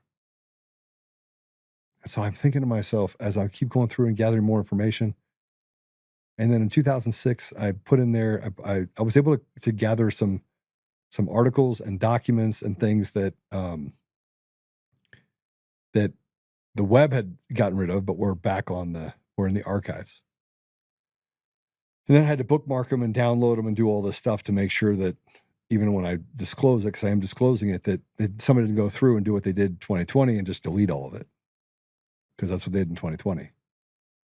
So I asked 3 AI platforms and then 1 derivative platform that I use just to tell me, after I get that information, whether or not one of them is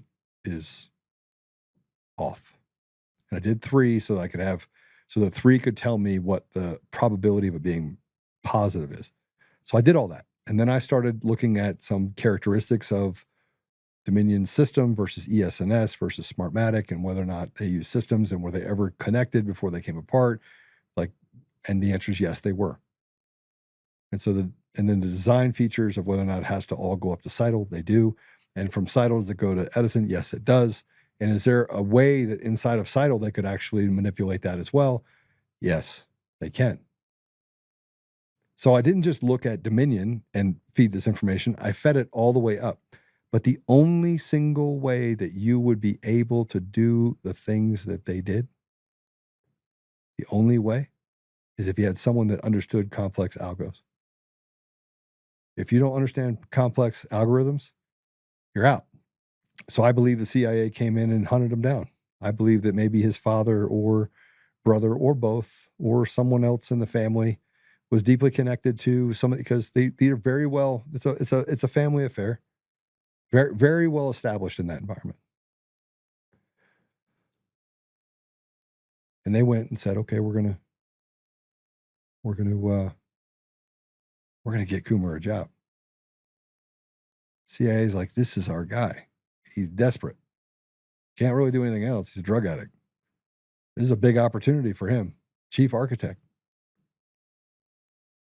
So the R factor, right? The R value, regression value for the information that I fed in there of whether or not Eric Coomer, as a chief architect, the guy that originally built the original system, the original algorithms of how things were built, the genesis of that traces back to none other than Eric Coomer. 2005. Smartmatic.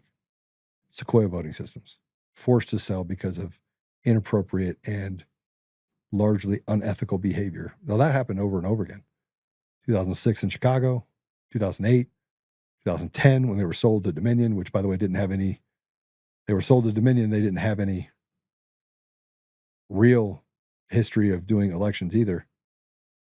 The fact that Soros was on the same floor, that's almost a non-issue. It's just, it shows the close connection into the elections in Mongolia in 2012, the Philippines, Indonesia. Indonesia is a little bit more up in the air as far as the connections to it. They're a little more hush-hush. Ukraine, Serbia, the office built there, all the other stuff. Everywhere you turn and there was a problem, guess who was right in the middle of it? Yep, Eric Coomer. Everywhere. He went state to state selling. He went state to state negotiating. He would meet with county clerks and recorders in Colorado and wine and dine and do all those things. Everywhere that you could have an influence of this guy, he was the guy. Not John Polis. The guy was Eric Coomer, which would make sense of why he would sue everyone else, why we'd have the ability to get media to do the things that they did, and how you could get judges to kind of teeter things. The systems are rotted, so we know that happened. The R value, let's get back to it. So the R squared value for cast vote records being fed into it, Eric Coomer, his dissertation, everything else, putting it all together, 0.99, 0.998. And I kept an adequate record all the way down, every conversation, what I fed into it, made sure it was scientific. And you would say, Joe, that's just mathematics. That does not prove that you have a smoking gun. Oh, no. So the smoking gun would come in the form of whistleblowers. In 2006, there was about 25 Venezuelan nationals that were brought into the country. The then CEO of Sequoia Voting Systems did get on the stand and say, yeah, that we had a bunch of people who flew in from Venezuela that were a part of Smartmatic, that was part of, yes, the Venezuelan company. And they did a really good job of creating all these different shell corporations and moving up to Delaware and then making sure they were incorporated down in Florida and doing all this stuff, right? But 3 of the whistleblowers that went to Chicago became 3 of the people that went to Chicago became whistleblowers. One died in 2022. He was killed, murdered. Still a couple out there. Now, I found out about this and a few others that I thought was a little bit strange. Like, why has nobody seen these people? Why has nobody ever seen their affidavits? And so I started making phone calls and they're like, yeah, that checks, Joe. You actually know stuff. How did you find out? And I was like, well, I just kept digging. It all comes back to this one guy, Eric Coomer. And I kept telling my lawyers that I got to talk about this. I would see him in the courtrooms and stuff, and his smug little look. And I'm like, how in the world is this guy not in jail? And how am I being defamed everywhere? You have an R-squared value of 0.998, another one of 0.99, another one of 0.994, 6. That means 100% of it is, yes, this is how they did it. Now, I did ask it questions about mail-in ballots and whether or not that would be something they would use as fuel to the fire. And they said, yep. And then his connection to his patents, which he has 15 patents, some are restated. And I've read every one of those patents, and I think I have a pretty good understanding of those as well. See, when I get on the stand in April of next year, I'm going to have super fun. Because I think that I have developed a working knowledge of not only Dominion, but how they stole elections in different states, from Washington State to Oregon. And I'm getting information sent to me from those different states. And they're like, yeah, it happened here. Now, the whole time that this has been going on, I've been demonetized, defamed, slandered, shut down. 0.998, 0.99, 0.996, or 4. And we start looking at deviations, there aren't any. Tina Peters is still in jail. President Trump said, get her out. The Attorney General of Colorado, Phil Weiser, was in cahoots with the FBI SAC, who liked the post of him talking about and bragging about the fact that they, in the AG's office, worked in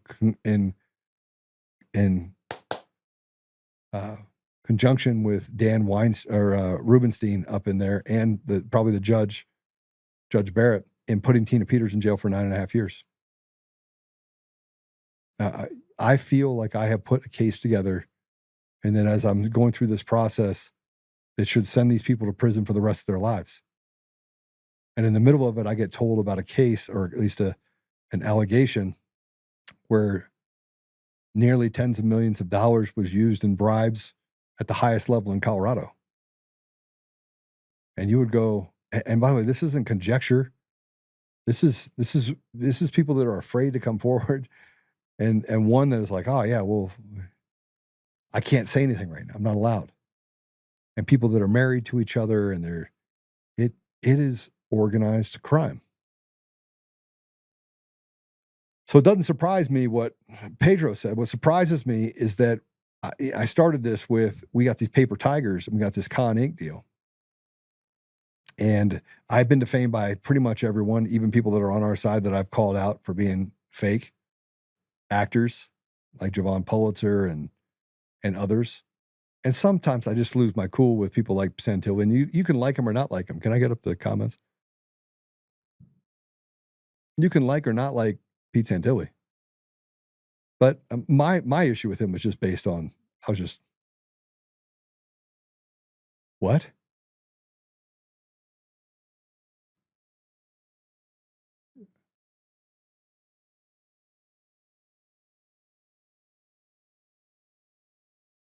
You're joking, right? I can't ever get one thing to go right on the program. This is unbelievable.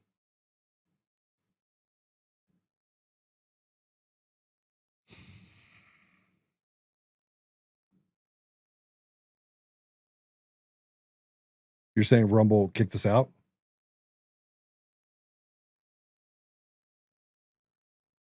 What do you mean it had been disabled? So who else has access to Rumble Studio?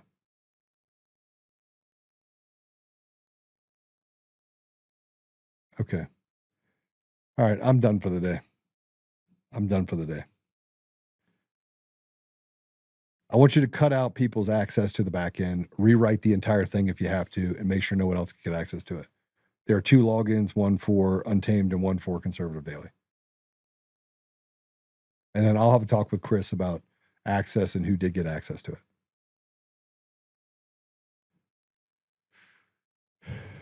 All right. Well, there you go. I'm not anybody's friend or they're not my friend, which is fine. It makes it easier for me to go after people for who they are. Guys that I would follow that I think are really good guys, obviously the people that are the FBI whistleblowers, Kyle Seraphin, super good guy. Steve Friend, great guy. Garrett O'Boyle, absolutely great. But I'm going to push out this report tonight, so you'll have this report. It kind of gives you a kind of a peek into Eric Coomer specifically. And we'll run this as a rerun. So even the fact that they took it down, that'll stand. As soon as this is done, we'll load it back up, put it back out there, and we'll start the feed probably in the next hour or so.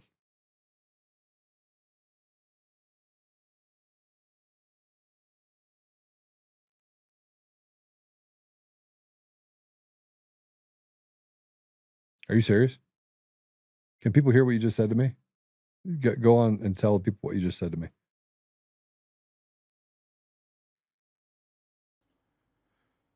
All right, so looking at Twitter, we have a few guests that hopped on to Twitter since Rumble kept kicking them. One guest says, Rumble's acting weird today for your show. It kept kicking us off. Yeah, there you go. I see it now. I'm kicking the bee's nest. There you go. Kick the bee's nest, and they get to take shots at you. They're all in it together. And if the guy at the head of the deal is tied to an organization that is tied to private equity, and that private equity is then tied to things like BlackRock and other stuff, then I can't even imagine what kind of information I'm going to get out of these subpoenas and requests from Twitter and everything else. It was November 12th, I was kicked off of Twitter. They said that I was using multiple accounts, but I wasn't. We're back. Watching on YouTube, chatting here after the crash. Chat disappeared. Check the comments on YouTube, Joe. Okay, let me go over there. YouTube.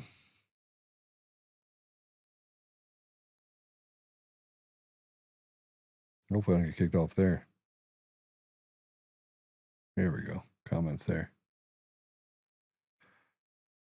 Oh.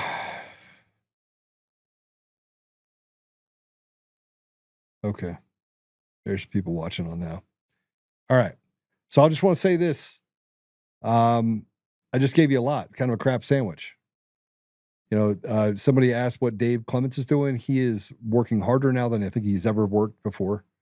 He is behind the scenes working on legal stuff that I think is going to bear fruit. There is some truth that you don't know what's really going on and how the sausage is being built. And I think President Trump has done some great things. And there's a group of people that I think are going to move mountains. One of the reasons why I'm building this model is so I can pass it over and it can be verified, peer review. It's always good to have peer review. And if you use large language models that allow for you to have mathematical dictation, they push it out across different states. That I think is what President Trump needs in order to say, okay, you're a criminal. You did criminal stuff. And oh, by the way, you tried to take $90,000 from Joe Altman while you were committing a crime because you wanted to suppress you basically are witness tampering. That's in essence what they are. It's witness tampering. I'm a witness. I'm going to be now hopefully found as a witness. We're working on that now. But yeah. So Celia says she got X has nuked 3 of my accounts in the last 12 months due to verification issues. I will tell you, X has been really good to me, kind of. But none of them are good to me because there's always people that are in there that somebody calls somebody else saying, I know this person. And then they basically just cut you off. They turn you down. Pretty easy to do. It's not that hard. And there's not a whole lot of platforms because the good ones like Parler are gone. Totally gone. All right. So you're the ambassadors of truth. You want to know somebody asked me what I want. I want you to take the link and share it. That's what I want.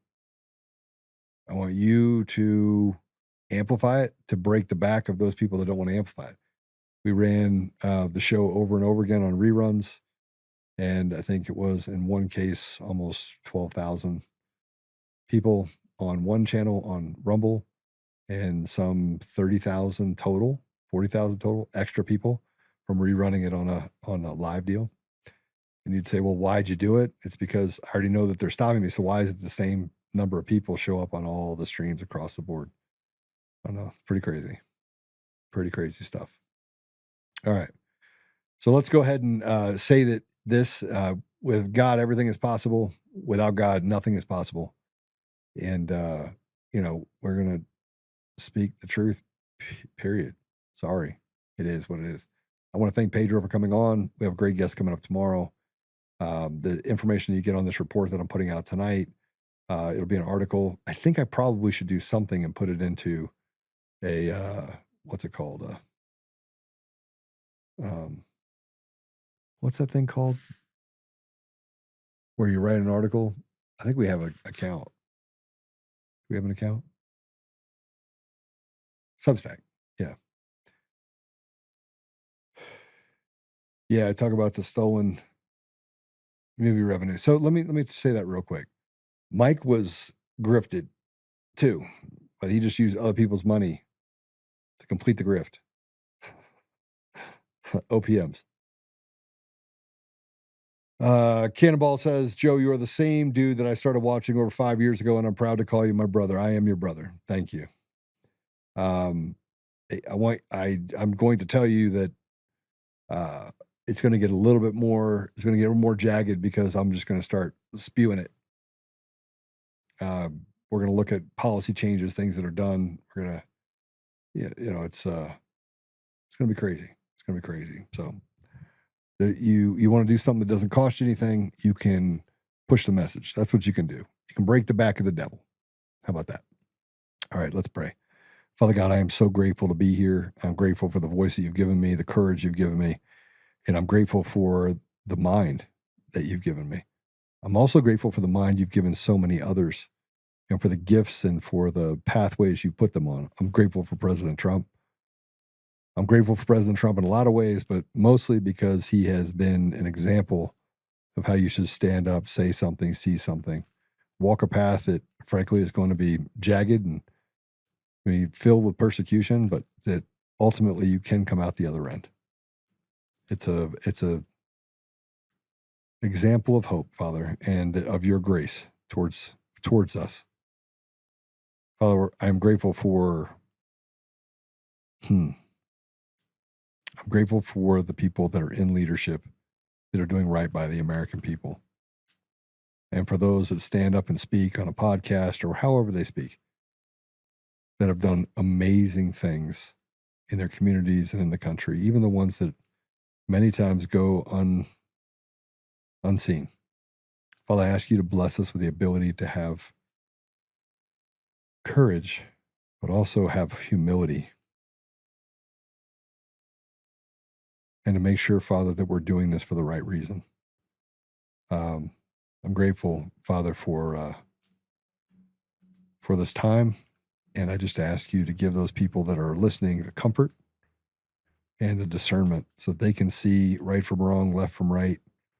And as we get further down this path of talking about what it is that we need to do, what are the next action steps, what are the next things you want us to do, that we can prepare ourselves both mentally, physically, and otherwise to be able to stand next to our brothers and sisters. I say these things, Father, humbly in the name of Jesus Christ. Amen. All right. Damn, why do I weep when praying for Joe Altman? There's a principality coming against him. Pray it off, y'all. In the name of Jesus Christ, pray it off. Yeah, people don't like me. It's good to see you back, Cannonball. I'm seeing you in a bit. It's really good to see you back. Yeah. All right. I'll see you guys tomorrow. Tomorrow's Friday. Can we have a fun day Friday? Hey, Patrick, I need a fun day Friday. We need to have some fun stuff. So, guys, send me some stuff that'll make me laugh, that I can make you laugh with. Even if it ridicules people just a little bit, we got to do it. So, other than that, God bless you. We'll talk to you soon. Remember, hit the up button on your way out. Make sure that you share it. Take an extra couple minutes to do that if you would before you leave us. And just remember that I love you. Jesus loves you. God loves you. And and your family loves you. See you soon.